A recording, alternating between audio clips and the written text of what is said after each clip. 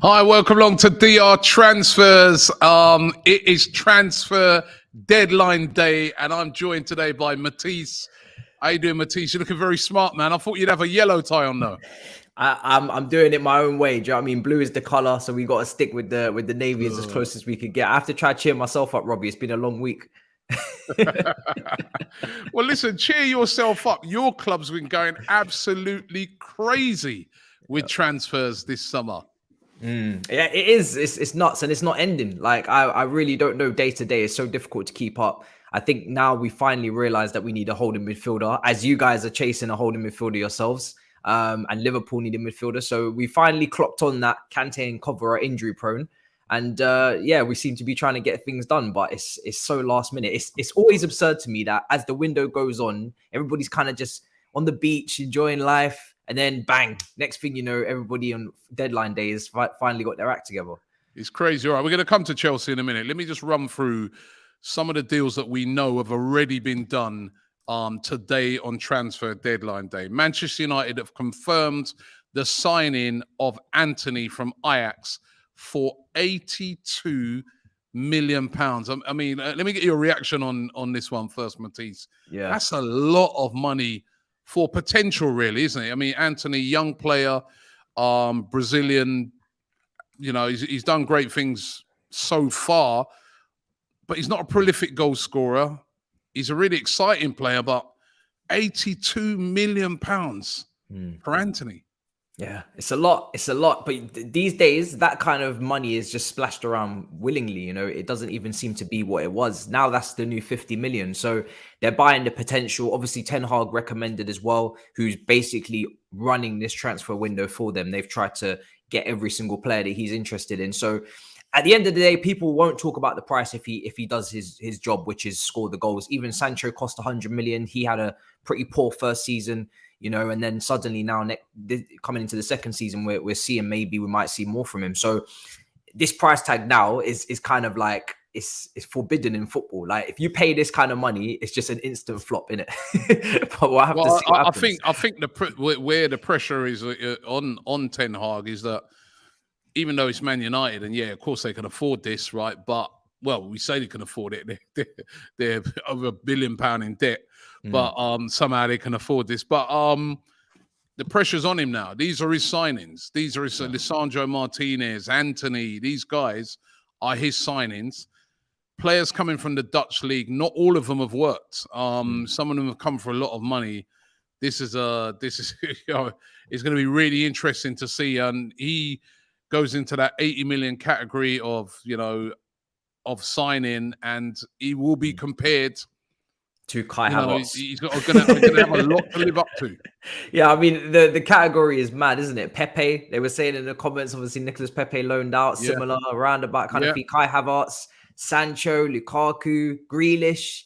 You know, none of these names have really smashed it out of the park. Yeah, so none of them have. I wouldn't even say smash it out of the park. I'd say none of them have worked. So it's no guarantee when you spend that sort of money that it is going to work. But that's been confirmed at Manchester United. They also said that Ronaldo is definitely going to be staying at Manchester United. So Ronaldo hasn't got his move. He will not be moving this transfer window. He's in the squad for the game tonight against Leicester, which is another crazy thing that you've got these games going on.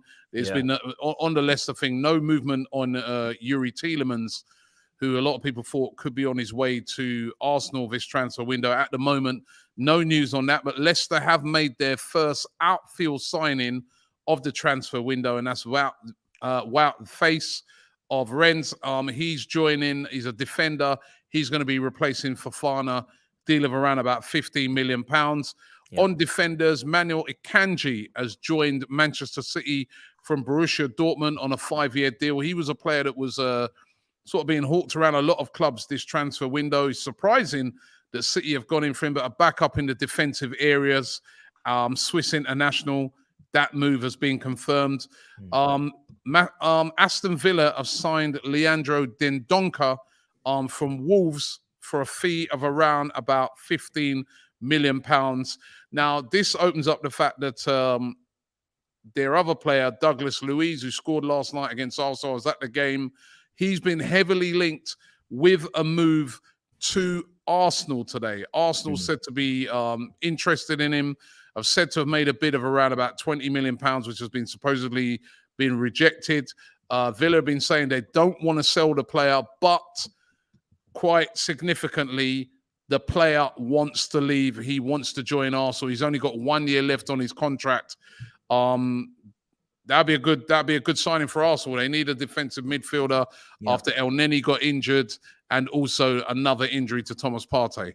Yeah, I feel like these are almost blessings in disguise for our clubs, that the holding midfielders that we were worried about, that were injury prone in the parties, etc., have got injured in a roundabout way, because it's forced the clubs to act. I always felt like the Tielemans deal didn't really, for me, sit at the top of the priority list for Arsenal. Yes, you want an 8 to bring in for depth, or you want competition for Xhaka, but you actually have an injury prone holding midfielder in Partey. And then now El Neni going down as well, it just kind of reemphasizes that you needed that person in there to sit.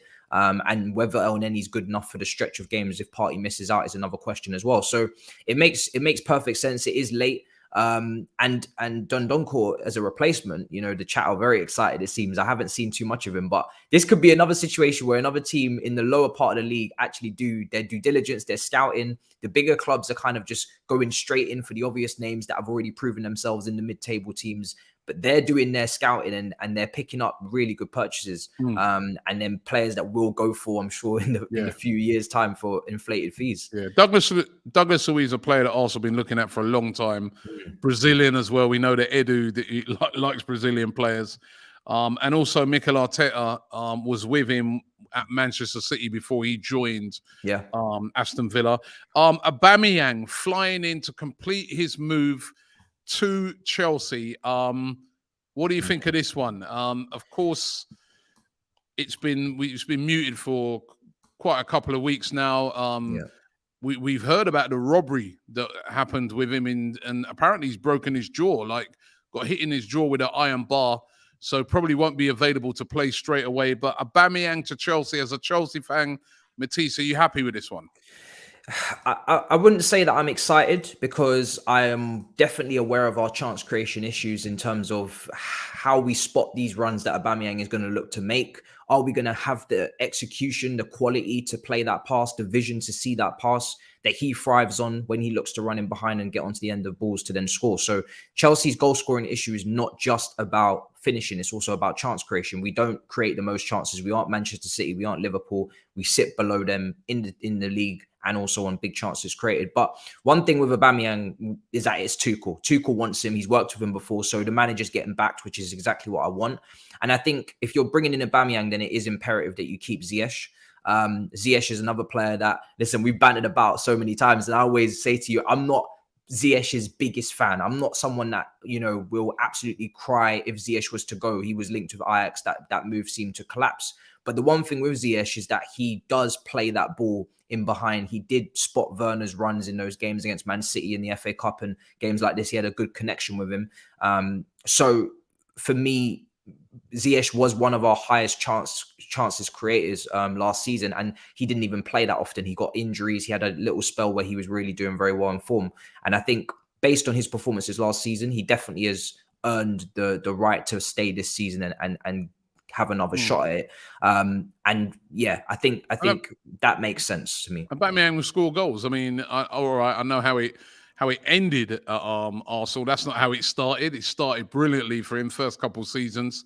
All right, it ended badly, but then he's gone to Barcelona and he's scored loads of goals since he's gone in there. So it seems like a sensible signing, although the age 33, a 2-year contract is which he was demanding. Looks like he's going to get that. And he's going to be joining Marcos Alonso going the other way to join Barcelona. That's the one, Robbie. Yeah, that's the one that makes this deal so sweet. If you're telling me now that Marcos Alonso is leaving and we're starting to really clear out and cleanse the squad, which is what we really needed to do, that's a player I've wanted to exit for a few years now, just because of the limitations I think he brings to the team. So with Aubameyang coming in, 7.5 million euros, I think it is something like that. And obviously, I think the contract is 1 year, and then the second year, depending on how many appearances he makes in that second year, then there's an option of a third. So it's a good deal financially from Todd Boehly. He's definitely got better as the negotiations have gone on through the window. He's got a lot. he's learned along the way. So yeah, I'm happy with that, because Kai Havertz, as much as I back him, he's not putting the ball in the back of the net often enough. He needs competition, so we need this. And of course, Fofana confirmed yesterday for just under £70 million. Again, a lot of investment being made in this transfer window by Chelsea. Liverpool have been quiet in this transfer window. They've done a lot of their business early in signing Darwin Núñez. They're on the verge of signing Artur Melo on loan. They've had problems in the midfield. Artur Melo from Juventus, a guy that first of all came to Barcelona, was considered a really top prospect when he came from Brazilian football. Didn't work out for him at Barcelona. Hasn't worked out for him at Juventus. Now he's on his way to Liverpool. Bit of a surprise, this one, but he's a very creative player. Yeah, that was, I don't know where that's come from. It's so strange, isn't it? You know, Liverpool, but this is what happens in the window, last gasp. You know, I've seen it so many times. Panic buys. Klopp, we saw the quote, right, from Fabrizio. He put it out. He didn't even feel like he needed a midfielder, and he kind of had to go back on his words and say, actually, I was wrong, guys. We do need a midfielder. You know, Thiago is injury prone. Keita is injury prone. Ox is injury prone. Milner's getting on. And he's like, damn. So it's like everybody's been slapped in the face with this midfield situation. And it's crazy because you can see in the window, Paqueta, West Ham, that was available. Basuma, Tottenham, that was available. Even Kamara to Aston Villa. There's been so many midfielders that have been available or have moved in this window. And these clubs have just completely, ignored that. And now it's kind of slapped them in the face. So in comes the panic buys. Yeah, a lot of panic buys. Bamba Dieng could be joining Leeds. We know that Leeds were heavily after Cody Gakpo, as was Southampton, Cody Gakpo from PSV. But that looks like that's not going to happen. It looks like PSV are going to hold on to Gakpo. So Bamba Dieng from Marseille in a deal for around about £10 million could be happening. And Dan James of Leeds, who has been heavily linked with a move to Tottenham. I saw Expressions losing it. He didn't want him at all. But it looks like now he could be heading to Fulham. I saw Fabrizio Romano tweeting that he could be heading to Fulham. Yeah, I have to disagree with Expressions. I think it would have been a brilliant signing, Robbie. I really do. I think, he walks straight into the 11, right wing back. He could play left wing. He could play right wing. The guy's he's a machine, man. And he's durable. So I don't know what X is saying there. I think he's lost it there. So you're a fan of Dan James? Massive fan, especially for Tottenham. I think that's exactly what they need. Conte gets the best out of players like that all the time. He loves these rigorous, durable players. I don't know. With Dan James, for me, he's like quick. Yeah, he's pressing. It's great, but he's no end product whatsoever. I mean, listen, at the end of the day, we can work on that, man. He's young. Yeah.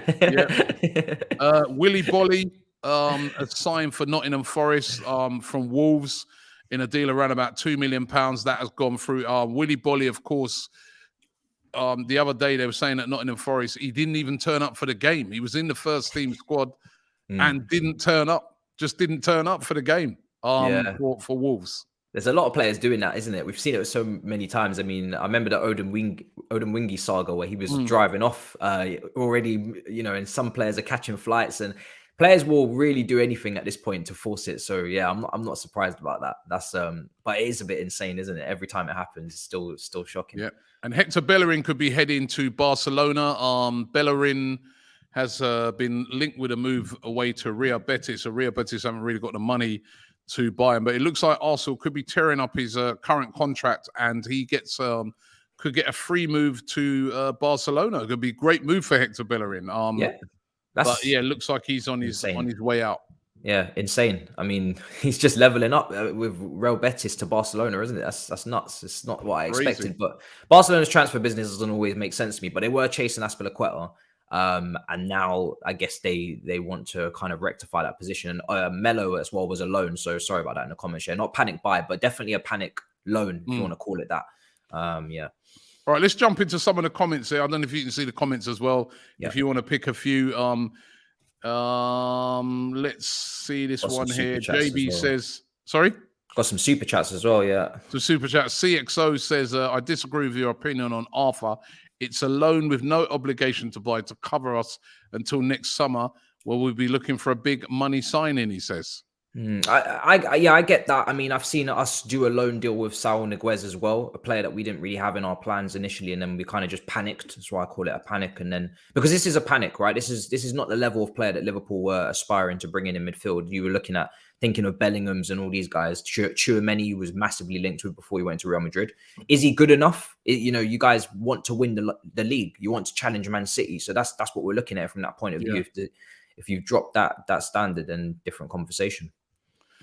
Neymar to Chelsea, says Ardell. That was one that was being spoken about this morning, that apparently he was offered to Chelsea. Now PSG have decided to keep him, apparently. Yeah. But would you have had a bit of Neymar at Chelsea? Oh yeah, 100%. I could never turn down Neymar with our issues in the forward line in terms of creativity, goal scoring, anything. This is a player that solves those solutions, those issues. He's one of those players that are just a bag of tricks. He can do anything, the passing, the dribbling, but I knew it was never going to happen. So I never even got excited at one bit. Not a single moment did I see that link and think it's actually going to materialize. He's had a great start to the season. And regardless of any politics, this late in the window with his massive marketing and image rights, it was never going to get done this late. Never. Yeah, the Bills are saying, is Depay to Chelsea true? Looks like Chelsea are gathering a little Barca B team in London, he said. Yeah, I mean, we've taken a hit from that club this window, so now we're just literally taking their scraps. But to be fair, he's a good player. He is a good player, and I don't think he'd actually be the worst signing for Chelsea, even on a short-term deal, because he does bring things to this team that we lack. So, but yeah, it is a bit mad. Yeah, definitely. I Stole the Milk says, when has Liverpool ever panicked? Klopp rang Melo. Obviously, he sees something, and Liverpool don't do risks, he says. I mean, you guys can say that, but it does feel like a risk, and it does feel like a panic loan, not a panic buy, but it does feel like a panic. I mean, Liverpool usually have their business wrapped up early. That's how they roll, right? They usually have everything structured, planned, DOF. They know what they want, they know what they're getting, and they do their due diligence. This is last minute, so I don't really know what's going on, but we'll have to see. Maybe he'll surprise people. I'm just looking at Fabrizio Romano, who's tweeting like crazy today. He's saying that there's no advanced talks with Chelsea as of now for Memphis Depay. Their focus is all on Aubameyang, and he's closer to staying than he is leaving. But Depay's an interesting one because they've been trying to offload him all summer, and they haven't had a chance to do that. Mark T says Liverpool getting Arthur Melo, really? As an Arsenal fan, I'm happy. I don't think he's a good enough midfielder. And for also on hashtag always celebrate. We celebrate, all right. The Arthur Melo, he was heavily linked with Arsenal last January transfer window. I think the only reason why it fell through is that at the time, Juventus wanted him to go on a 2-year loan, and Arsenal only wanted him for the 6 months till the end of the season. Italian clubs are hard negotiators, man. They really they want a lot of money for their players, but when it comes to anything in return, it's long. Yeah. A couple others from Fabrizio Romano. He's saying that Layvin Kurzawa has signed a contract with Fulham, so that's a done deal. That's a deal from PSG to Fulham on loan. Fulham have been going big in the transfer market, and also that Southampton are in talks for Maxime Lacroix. Now, Maxime Lacroix plays for Wolfsburg, another one of these excellent French centre-backs. They're in talks with him. Of course, Jan Bednarek has been linked with a move away from them. So that seems that Jan Bednarek could be on his way out if they're going to bring in Lacroix. But that won't be an easy one because Lacroix, that's a they surprise. want good money for him. Yeah, I mean, Lacroix's been spoken about a lot. You know, anybody who plays FIFA in them comments, they'll know exactly who that is. Football Manager experts as well. I've spoken to Julian Laurens on this player, and he's excited about him as well. And we know France are producing some crazy level centre-backs. So they really are good at that. So if they were to get a hold of him, that would be incredible because the resale value on him would be insane if he keeps doing what he's doing. Yeah. Over £1.5 billion spent so far in this transfer window. I mean, it's crazy, isn't it? Yeah. Premier League clubs are moving crazy, Robbie. Like they're blowing everybody out the water. We're seeing crazy level spending that we've never seen before. And when you take a look at even the mid-table clubs, even West Ham, I looked at their figures the other day, 179 million spent. And Nottingham Forest. Nottingham Forest, and I'm thinking about that, and I'm thinking, are they even going to move up the league? Are they just spending 179 million to actually stay in 7th? Because everybody above them has spent loads as well. So it's like you're not even spending to improve; you're just spending to stay where you are these days. It's insane. Sir JB is saying that reports in now Liverpool are also in for Douglas Luiz, and I did see something about that as well. You know what? There's a funny thing with Arsenal. They have conducted brilliant business this summer. They've been so organized and so structured in their business, but those injuries to Thomas Partey and Mohamed El Neni has sort of forced them into that sort of situation now. They've been trying to get Danilo from Palmeiras, but that looks like a really difficult deal to do. And their attention now turning to Douglas Luiz. But of course, we know Liverpool also have problems in that midfield area. And so if you've got a good midfielder like that, and, 1 year left on the contract, like Villa have got him, they're going to want to maximize the amount of money they can get for him. Yeah, and it's surprising that same logic hasn't followed with Wilfried Zaha at Palace. His 1 year left on his contract as well. And he was linked with Arsenal and Chelsea, and no official bids have come in. So that's a little bit of a shock. But just as we're talking, and here we go is just being given as well for Pierre-Emerick Aubameyang and Marcus Alonso, basically a swap deal. And Aubameyang will now fly to London around 5 p.m. 2-year deal, 1 more year option there. And Alonso's already in Spain doing his medical there to sign a 3-year deal. So that's done now. I like the way you do that as a swap deal. Yeah. Trying to lower down the amount of money that you got spending.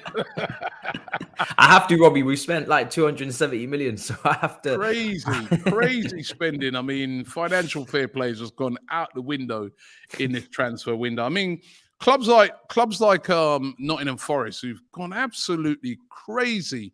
I've never seen a team make as many signings as them. Yeah. But basically, they're spending to stay in the league, aren't they? Yeah, literally. And they did lose a lot of players. I think they had 5 players on loan that were quite key. One of them being Spence, who obviously went back to Middlesbrough and then was signed by Tottenham. And then a lot of Nottingham Forest fans, they say the team that they had just wasn't good enough and they lost a lot of players. So they had to spend to have any chance to stay in the league. And obviously we're seeing what happened at Bournemouth as well, with the sacking over maybe, transfer ambitions and trying to improve the squad. And we're seeing how they're looking, and it could be bleak. So yeah, you have to spend to stay up in this league, but it is worth it. One of those teams, like you said, not really spending, and if you don't spend, you're going to drop out of the league. And funny enough, right, I was looking the other day. There was we've been just discussing the Ajax a lot, and the amount of money they've made off of Man United alone this transfer window. But Ajax, I was reading the other day that for winning the Dutch league, they got about £9 million. For winning the Dutch league, whereas Watford and those teams of Burnley and that have got relegated from the Premier League, remember, made over 100 million from the TV deal. So 9 million for winning it in Holland. Ajax, the biggest club, 9 million for their TV deal. Burnley, Watford, 100 million, and that tells you that you just see there the power of the Premier League. Yeah, and it's only going to keep getting stronger because if everybody's got money to spend, it gets more competitive, more people want to watch, and it just keeps going strength to strength. So it's going to be difficult to catch up if any other league wants to compete right now, because Premier League is moving insane. And right now, every team you go up against in the Premier League, you're thinking you could drop points, and it's really tight, and this is where I know Arsenal, you'd be celebrating yesterday because you're just happy to get the 3 points. Every 3 points is a blessing. This is literally, that's it. Very competitive this year. Yeah. Unless you're Man City, but it's very competitive. But listen, we're going to wrap it up there. Listen, we've been keeping you updated throughout the day on all the deals that get done. Matisse, thank you very much. I think the big headline news is that one, the Anthony one's been completed. Aubameyang is flying into London. He is back, but he's going to be wearing the blue of Chelsea, Pierre-Emerick Aubameyang, not the red of Arsenal. I wonder what he's going to do with that Arsenal tattoo that he's got on his arm. Whether he'll keep that or he'll go over it with a Chelsea one. Other deals confirmed today. Dendoncker has joined Villa from Wolves, and Leicester have signed Whiteface as a replacement for Fofana. Manuel Akanji has joined Manchester City. Artur Melo on the verge of joining Liverpool. Douglas Luiz in talks with Arsenal. That could happen. We'll keep you updated throughout the day. Matisse, thank you very much.